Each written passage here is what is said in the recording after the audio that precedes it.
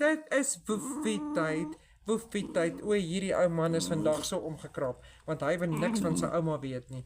Hy wil nou net in sy bedjie gaan slaap, want dit is koud.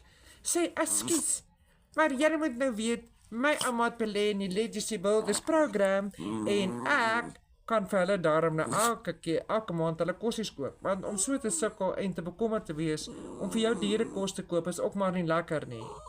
En ek werk slegs 2 ure 'n dag, en as ek verdien in dollars, en as ek 'n seil het, word dit dadelik in my bank inbetaal, en dan weet ek kan vir hierdie pancakes van my, en sy ander maatjies, gaan kos koop.